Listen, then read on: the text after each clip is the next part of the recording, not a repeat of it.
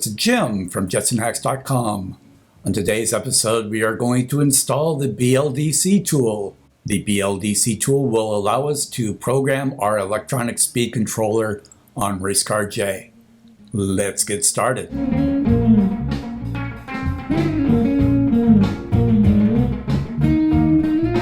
The BLDC tool is an application which programs VESC-compatible hardware. As you remember, VESC is an open source electronic speed controller. On the RACECAR J GitHub account, there is a repository named Install BLDC Tool. There are two scripts in the repository. One can install the BLDC tool on a host computer, such as the one that was used to flash the Jetson, and another one of the scripts can install the BLDC tool on the Jetson itself. You can install the VESC-compatible hardware from either the host or the Jetson. For the purposes of this demonstration, we will install the BLDC tool on the Jetson. The Jetson has just been flashed with L4T 28.1 using Jetpack 3.1. First, we need to install the CDC ACM module. L4T 28.1 does not have an ACM module, so that means that we need to install one so that we can actually talk to the VESC. Let's do that real quick.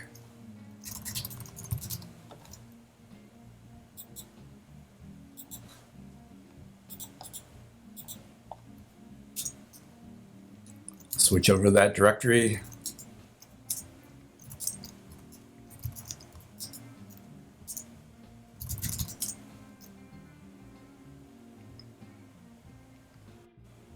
Let's clear this off.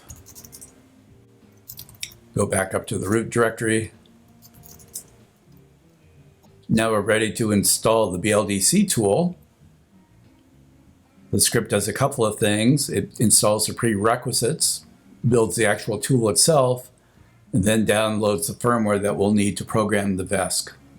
This is another repository in the RACECAR J account on GitHub. Let's clone the repository.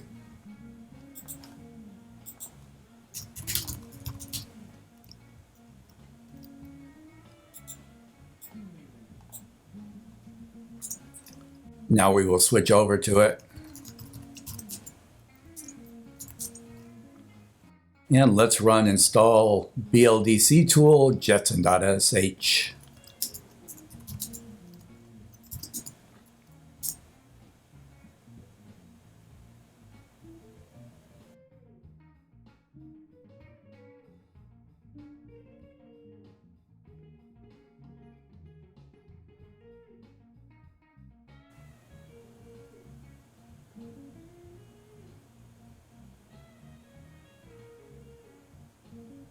Okay, now we're ready to run the BLDC tool. First, we need to plug the car battery into the VESC itself. Let me do that. In this particular case, we're using a FOC box, a FOC box. Let's open up a file browser. The BLDC tool is in the BLDC tool folder. Double click that.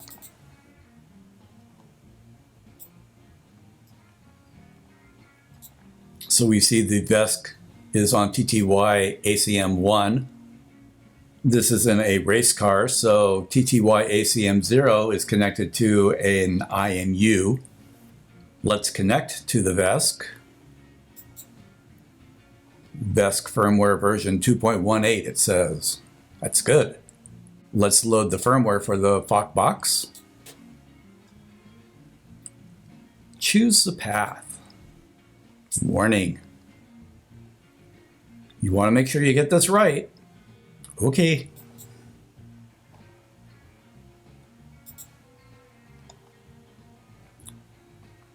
We downloaded the firmware into VESC-firmware.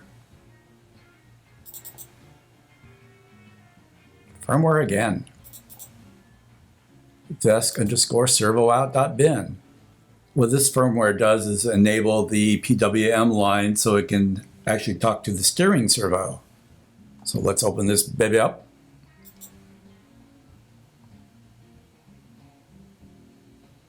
and we're going to upload it.